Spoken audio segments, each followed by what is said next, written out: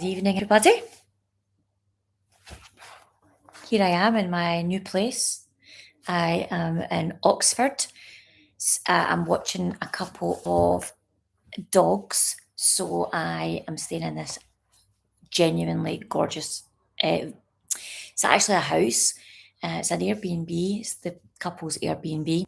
It's absolutely stunning. So yeah, not too shabby for Debbie. So I got here. I got to Oxford. So left Scotland last Thursday. Got to Oxford. Moved into the cottage with my friend, and then I've been here on my.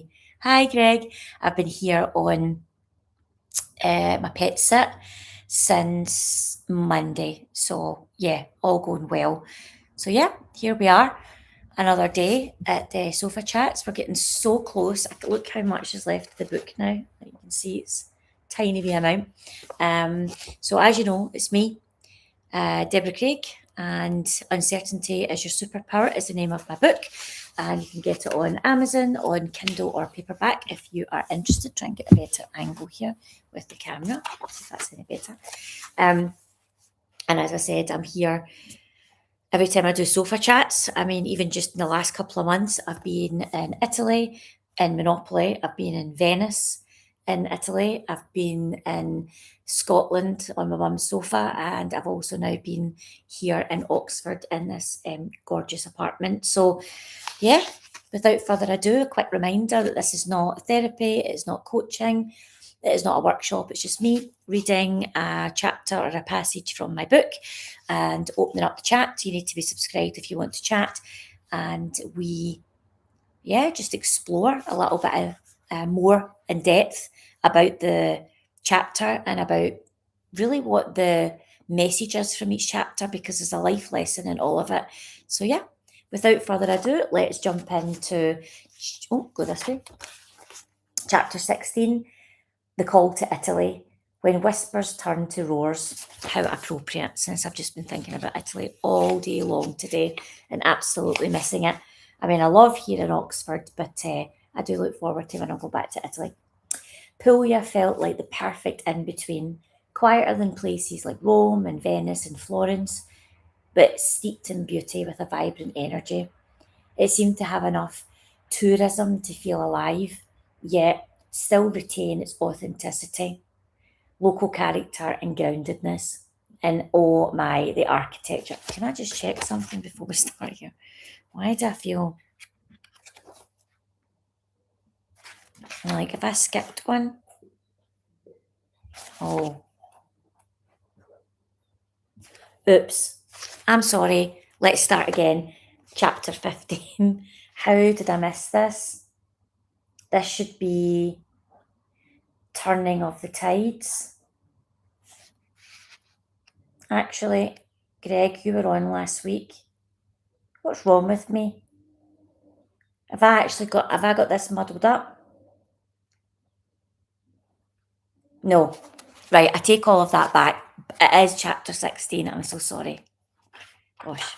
Right, let's crack on. Okay, Puglia felt like the perfect in-between, quieter than places like Rome, Venice and Florence, but steeped in beauty with a vibrant energy. It seemed to have enough tourism to feel alive, yet retain its authenticity, local character and groundedness. And oh my God, the architecture. Oh, I just get all warm and fuzzy thinking about it. That's not in the book, that's just me remembering. I could have spent hours just browsing the images on the internet, the Juliet balconies, the whitewashed walls, and the port. It was all stunning, and I hoped the real life version was going to be just as lovely. After some searching, I found an apartment on Airbnb and I booked it for 3 weeks. I was happy that Monopoly was going to be my first home for the first leg of my extended stay abroad. It offered the optimism of easy train rides up and down the coast, to see more of the beautiful Puglia, from Bari through Polignano and all the way down to Lecce. I remember the first message I received from my Airbnb host after booking. She was warm, kind and welcoming. From that very first exchange, I felt safe. I can't explain it, I just knew that everything was going to be fine. I felt this wasn't going to be some random stay. I'd returned from, like I'd been on a long holiday. It was going to be meaningful. And my host and her daughter picked me up from the train station the day I arrived in Monopoly. They didn't have to, but she could, so she did. And that is her in a nutshell. Kindness oozes from her. I arrived around tea time, so my first evening was low key. I wandered a bit, mainly in the wrong direction. I grabbed some bits from the local shop, a couple of beers, and I settled in. I slept so peacefully that first night. My nervous system gave out the biggest exhale. Then I woke to a message from my host. How was your first night? I wrote back, I think I live here, and I meant it. My energy completely shifted on that first quiet night. Even though so much was still unknown, my home in Glasgow, my business, my future, I felt different, freer, lighter, and more alive. The next day, my first full day in Monopoly, I had no plan or agenda, just a heart wide open and nowhere to be. I wandered through the cobbled streets, sunlight bouncing off the whitewashed walls, and admired the Juliet balconies everywhere I went. My eyes darted constantly on that first day, just taking it all in. It's hard to explain, but there's something about the energy in Monopoly that feels magical in some way. I followed the pool of curiosity until I landed at the port. The blue boats bobbed gently in the almost still water. It wasn't quite open season yet, so no one was renting the boats out at that time. And there was a lot of large fishing boats as well around the harbour, tangled nets on their deck, and several other styles of boats getting ready to take people out on the water for some sightseeing. I took a mental note that day, knowing I would go on a ride at some point. But what caught my eye and stole my breath was the lighthouse, bright red and white rings wrapped round its body, yet soft in some way. It was sympathetically designed and perfectly positioned at the port. It was pretty big, but weirdly didn't look out of place. It's meant to be there. That would be the first time I really took notice of lighthouses in general. I'd seen plenty and always loved looking at them, but this one was close enough almost to touch. I didn't know why it hit me so hard. I just knew it meant something. My mornings started with early walks to the rocks at the shore for the sunrise, journaling sessions. Some mornings the water was so still you could hear a pin drop. Usually there was only me and one or two others, but occasionally it was just me.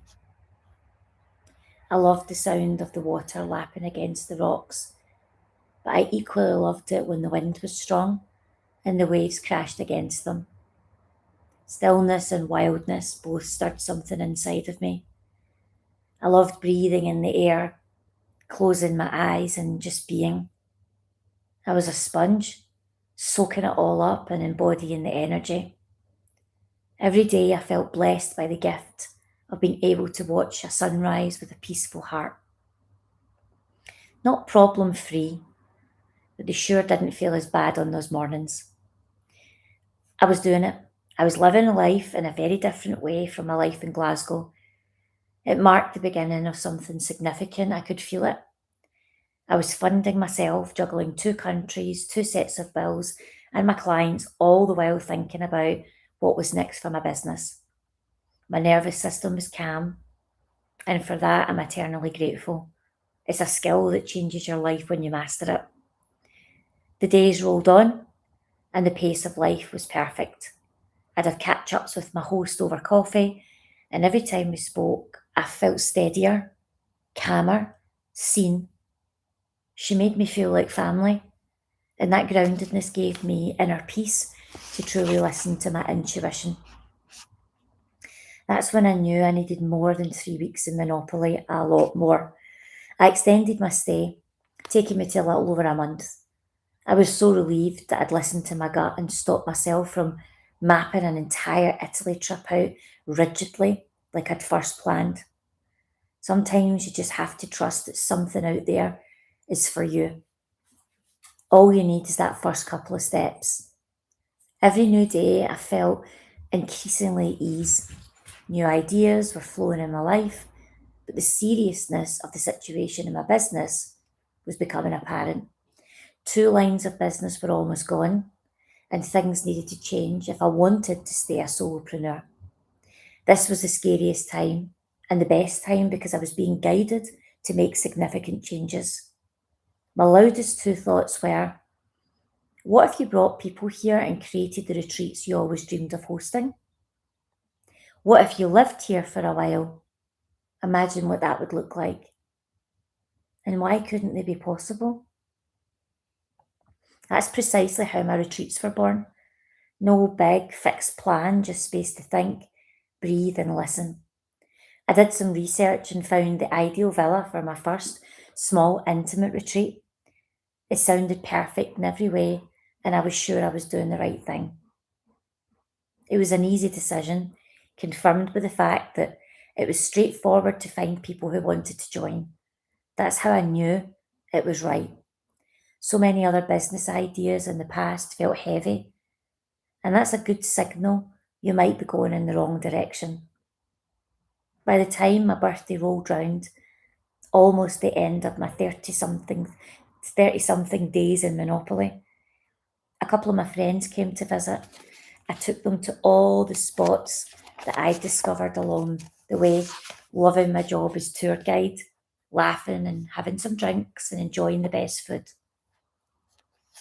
It felt surreal, but I don't know a time where I felt happier or more settled.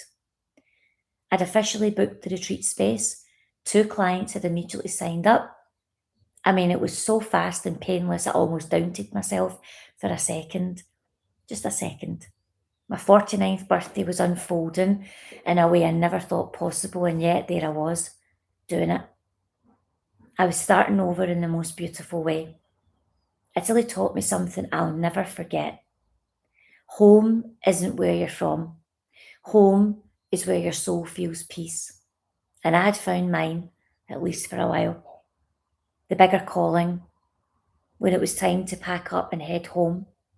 For the first time, I wasn't dreading it because this time I had a plan to return to Monopoly, a new business in the making, new friendships. I had to pinch myself a few times to make sure I wasn't dreaming. And don't be fooled though, I still only had like 5 out of 10 ducks in a row at that point, but I was on to something, and that was exciting. The whisper: home isn't a postcode, it's a feeling, a frequency your soul recognizes when you stop running and start listening. And there we have it, chapter 16. And there is only 3 more chapters to go. So I think I've got a duplicate in my list of lives coming up, but 3 more weeks and yeah, we will be finished. So let's think about the key messages. I think it's pretty obvious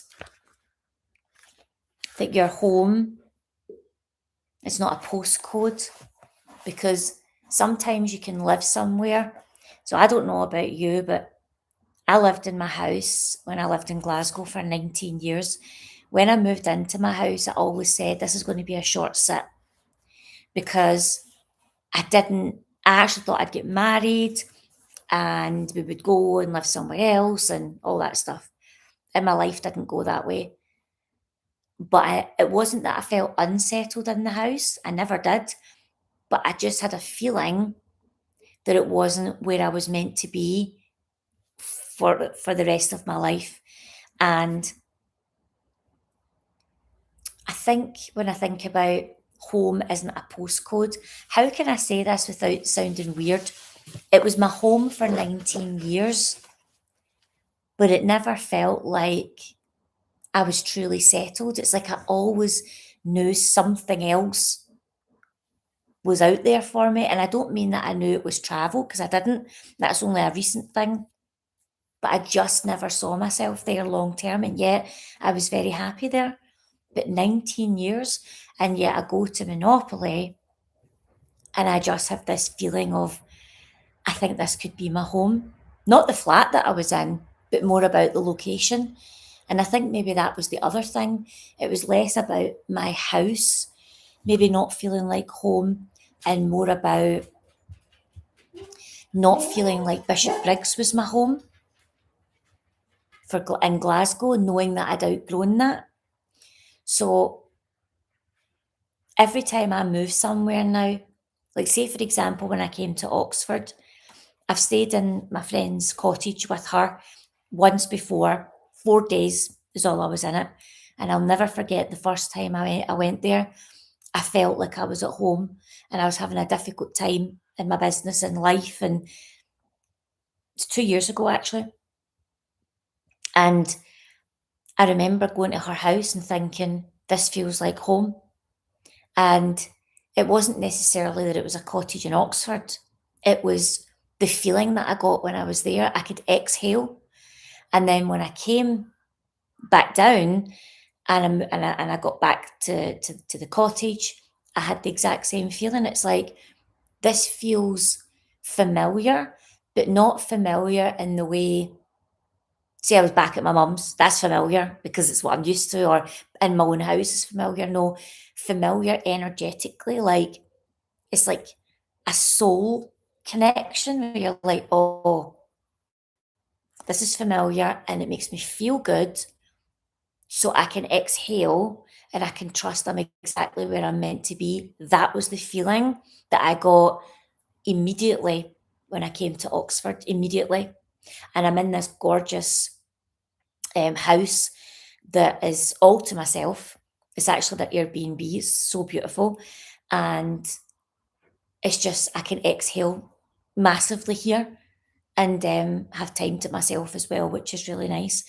But yeah, it just shows you like I'm in all these different places and I still feel a sense of home. And yet they're not what you would class as a traditional, this is your home. So I'd love to get some input. I agree, it's more than a postcode. You need the area to give you one, yeah, to be able to live. Yes. So thinking about yourself, I'd love to know when you made the commitment to the area that you live in now and the property you live in now. What was it?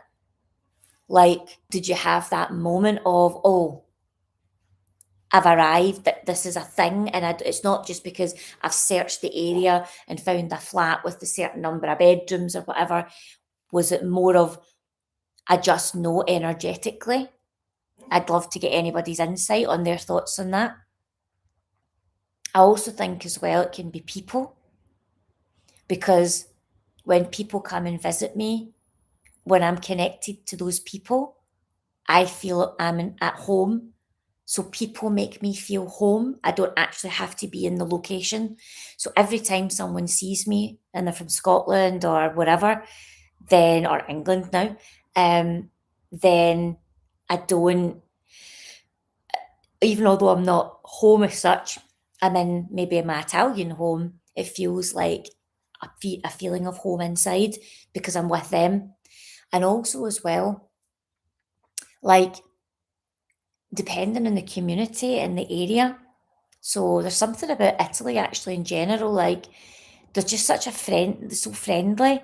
And because it's not completely massively tourism, especially, outside of the summer months, it definitely has just a more local community feel.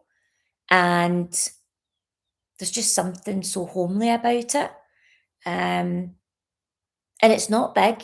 So if you were looking at it as what's there to do every day, I'm quite sure it would become like Bishop Briggs very quickly if I wasn't building a life there where I was looking at what does this mean for my business? What does this mean for community, for friendships? I want to learn the language. So it makes sense that you would be there. It's easier to learn the language when you're actually surrounded by people speaking it all the time. So, yeah, anyone else listening on the replay, please let me know, because I know some people that follow along with what I do have moved and have changed areas, locations, houses, connections in their life. And yeah, there's a feeling that you get that's like home, and I get it with people. Doesn't happen often. I get it with my family and some close friends. And even sometimes, like say I meet someone in a romantic sense, I could, connect with lots of different people at different points and doesn't have that feeling. And then I might meet someone and I think, you feel like home. So what is that? It's like safety, or that sense of your nervous system feels really calm. And it's like, well, this feels like I've got a connection here. And it's something that your body has a response to, not even just so much about your head. It's physical. And that same feeling of this feels like home. So, anyone that wants to chip in on that, I'd love to hear it. Let's see if we can pull something else out. Um, I think as well, when I said that I talk about in here, I slept like I live here. And I guess I want to just share as well, like these are some of the signs. So when I got to Oxford, for months my sleep had been dire. Just lots going on. And after the first day in Oxford, that was me, each day, longer and longer and longer sleeps, and my body just completely recalibrating.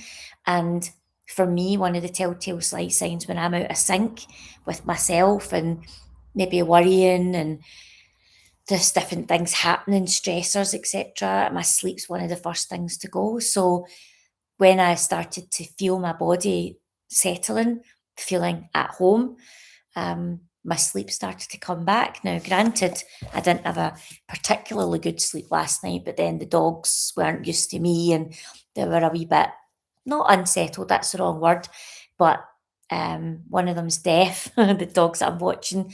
And I think when you're out of sight, she maybe opens her eyes, and because she can't hear you moving around, she gets a little bit of a fright. So she kind of barks, but she doesn't hear her own barks. She doesn't even know she's making noise.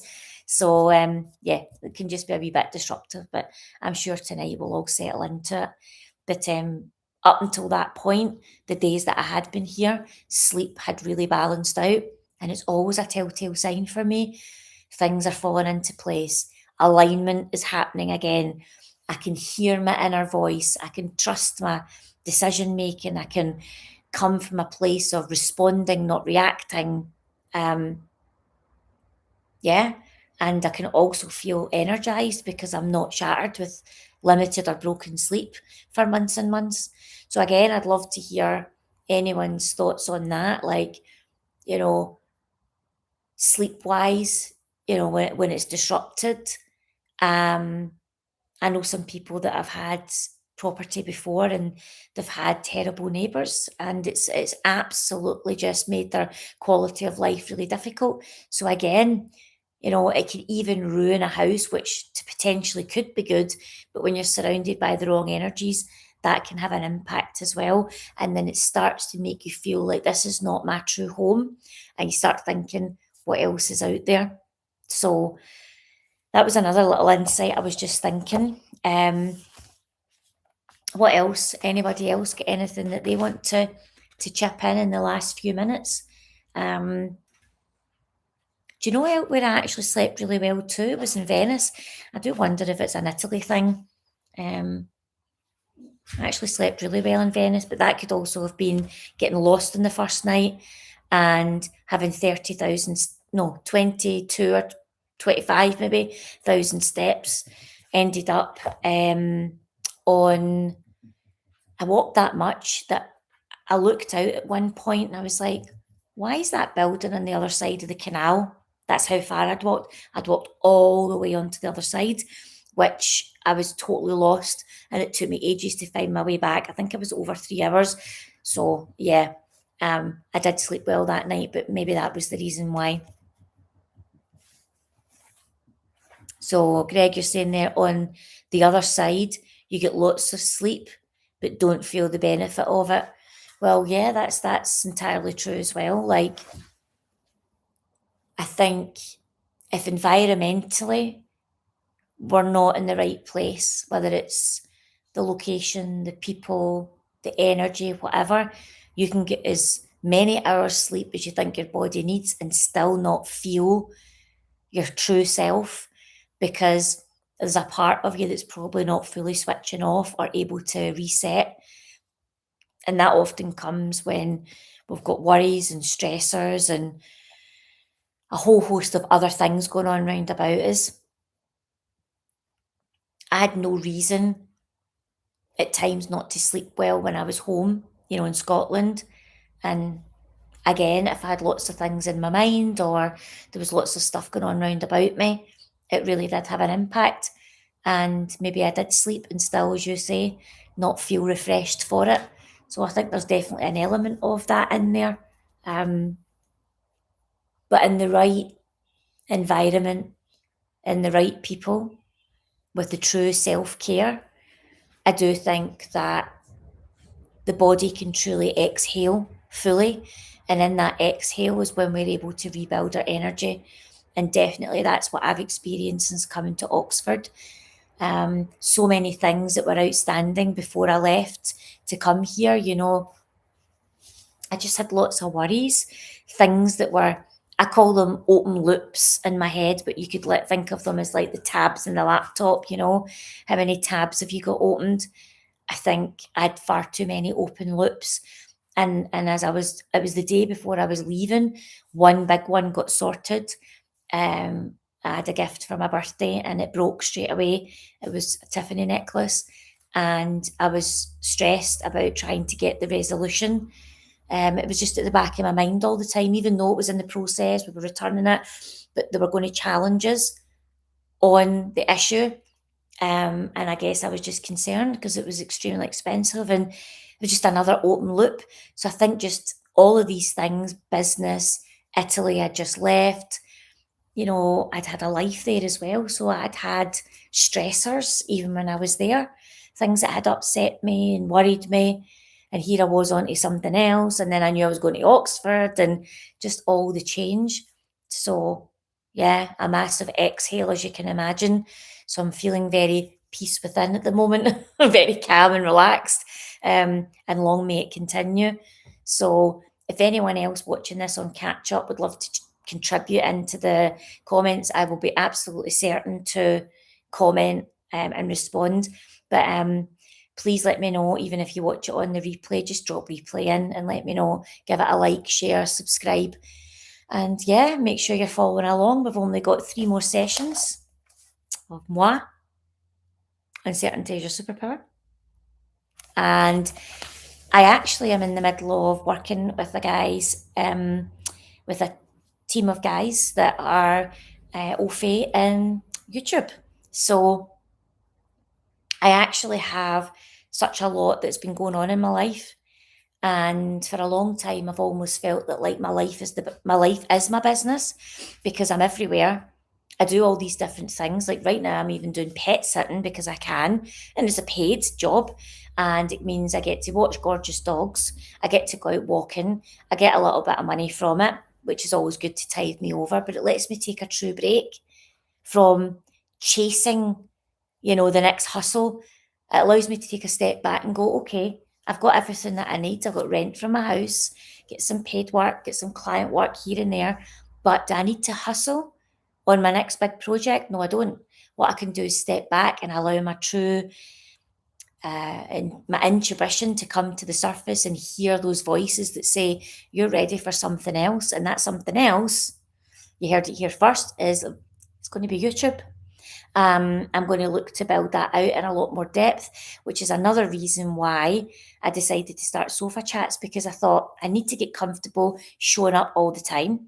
I need to get better coming on camera, just with the lighting and how I'm presenting, how I'm speaking, and actually just get used to being disciplined, which is a real thing because so easy to tell yourself, oh, I can't be bothered tonight, I'm tired. Yeah, no. I wanted to prove to myself I could stay disciplined. And that's what I've been doing since the middle of February. So that was all my own work just to set myself up for it. And now I've got a couple of guys on board that are going to help me drive it forward. So, yeah, watch this space. Let's see what's happening as the business starts to pivot once again.